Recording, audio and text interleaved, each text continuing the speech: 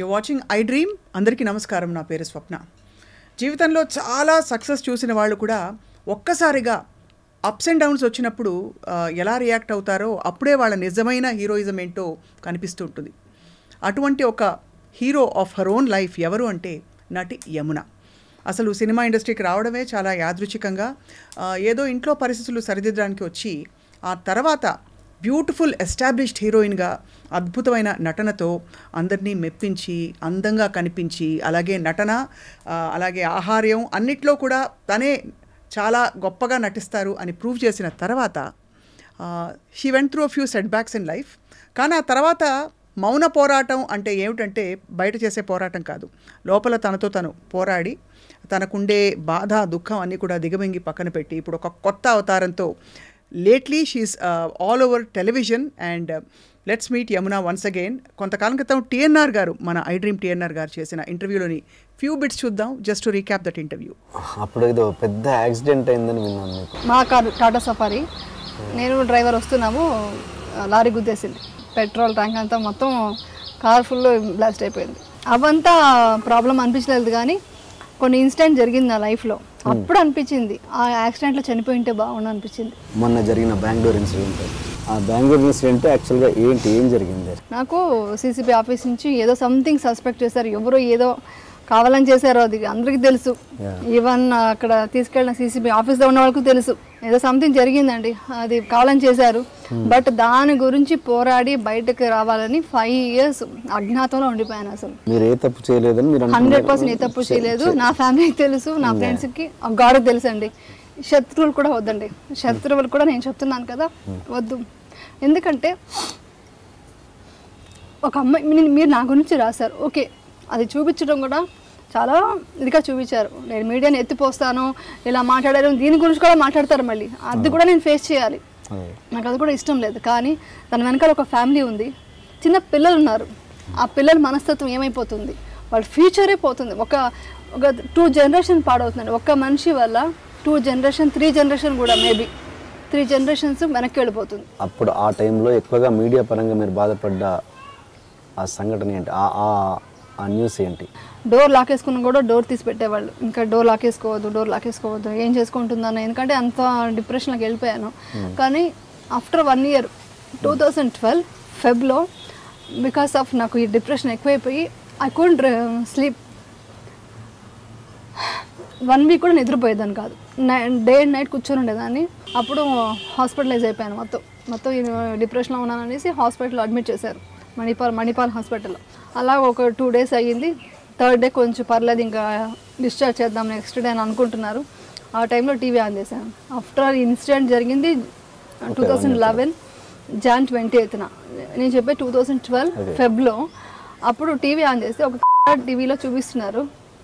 అది ఎలా చూపిస్తున్నారంటే ఎవరైనా అది చూస్తే డెఫినెట్గా నేనే చూసున్నా కూడా వేరే వాళ్ళ గురించి చెప్పా వి కాంట్ సీ, అలాంటి సిచ్యువేషన్ క్రియేట్ చేసి చూపిస్తున్నారు. ఎలా అంటే ఇలా వెళ్ళింది, ఇలా సోన్స్ ఐటీసీ హోటల్లోకి వెళ్ళింది, ఈ కార్లో వెళ్ళింది, లగ్జరీ కోసం ఇలా చేస్తుంది ఆవిడ, ఇలాంటి అది ఇంకా నేను మాటల్లో ఇప్పుడు చెప్పలేను.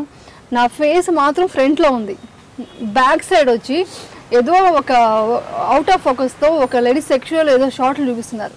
అది చూసి ఒక్కసారిగా నాకు షాక్ అయిపోయి గట్టిగా స్క్రీమ్ చేసి అరిచేసి ఏడ్చేసి నాకు ఇంకా ట్యాబ్లెట్ వద్దు ఏమవద్దు నాకు అనేసి మొత్తం పడేస్తే మొత్తం సిస్టర్స్ డాక్టర్స్ అందరూ వచ్చారు. అది నేను ఇక్కడ తట్టుకోలేకపోయాను.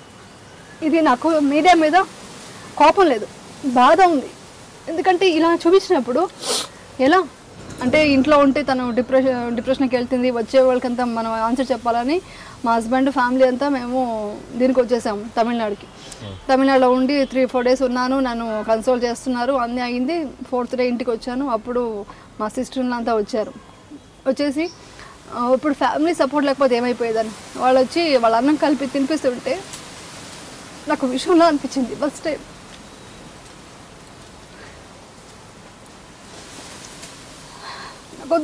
వాళ్ళు అన్నం కలిపి తినిపించారండి, అది ఐ కాంట్ ఫర్గెట్. మా సిస్టర్ అంత క్లోజ్గా ఉండేది నాతో, అందరూ క్లోజ్గా ఉంటారు నాతో. పిల్లలకి వీలునామా రాసేసి అంటే సూసైడ్ చేసుకుందామని కూడా అనుకున్నారంట ఒక స్టేజ్లో, నిజమేనది? స్టార్ట్ అవుతుందండి, ఆ పోకింగ్ స్టార్ట్ అవుతుంది, గుర్చడం ఏదో ఒక మాటల్లో అంటే కావాలని చేస్తారు, కొంతమంది చేస్తారు, అందరూ కాదు. అలా చేసినప్పుడు ఇలాంటి వాళ్ళ మధ్యలో నేను బ్రతకాలా. నేను ఫీల్ అయింది ఏంటంటే నేను లేకపోతే మోస్ట్లీ బ్యాడ్ నేమ్ వాళ్ళకి రాదు. ఓకే, అట్లీస్ట్ ఆ సెంటిమెంట్ అన్నా నా పిల్లల్ని ఎవరు హర్ట్ చేయకూడదు. So I want to go. అది చెప్తే ఎవరు ఒప్పుకోరు కాబట్టి నా ఫ్రెండ్ని అడిగాను. అడిగితే తనకు అర్థమైపోతే తను ఒకటే అంది, నువ్వు ఎలా బ్రతికినా, నువ్వు ఎలాంటి పొజిషన్లో ఎంత వర్స్ట్ లైఫ్ నువ్వు చూస్తున్నా కూడా నువ్వు బ్రతకాల్సింది నీ కోసం కాదు, నీ పిల్లల కోసం బ్రతుకో అని ఒక మాట అంది. ఒక కుక్క కూడా ఎలా కాపలా కాస్తుంది యజమానిని, ఇంటి కోసమే బతుకుతుంది.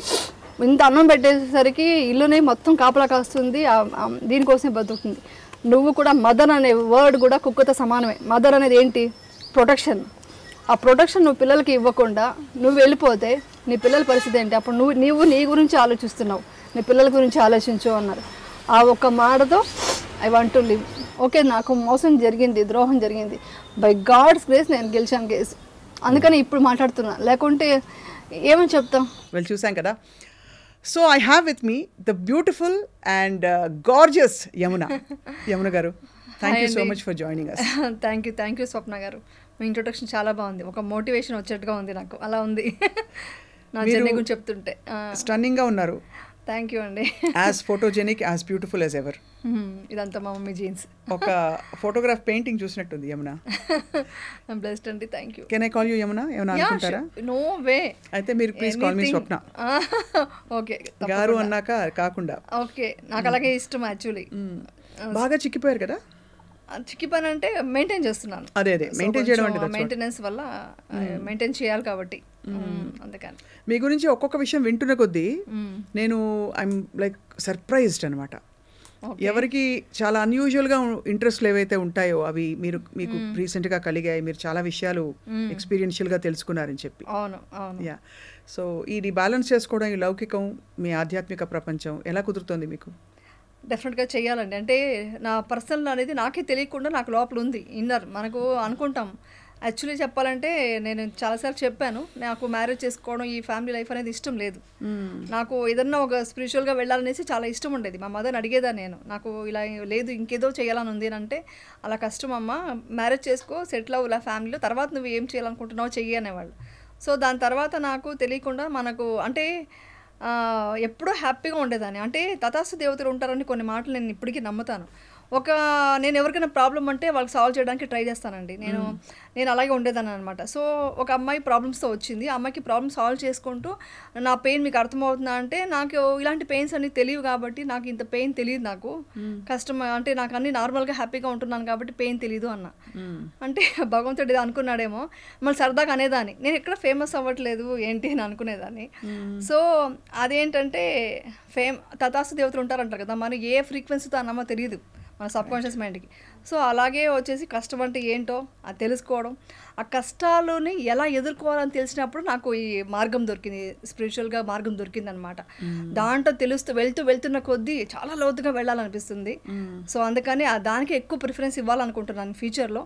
ఇప్పుడు కొన్ని రెస్పాన్సిబిలిటీస్ ఉన్నాయి, ప్లస్ నన్ను నమ్ముకునే అంతా ఉన్నారు కాబట్టి వాళ్ళ కోసమని, ప్లస్ ఇండస్ట్రీలో కూడా కొన్ని వర్క్ చేయాలి కాబట్టి, ఒక ప్రాజెక్ట్స్ ఉన్నాయి కాబట్టి, అది కంప్లీట్ చేశాక టోటల్గా నా రెస్పాన్సిబిలిటీస్ ఫినిష్ అయిన తర్వాత నేను డెఫినెట్గా అలా వెళ్ళిపోదాం అనుకుంటున్నాను.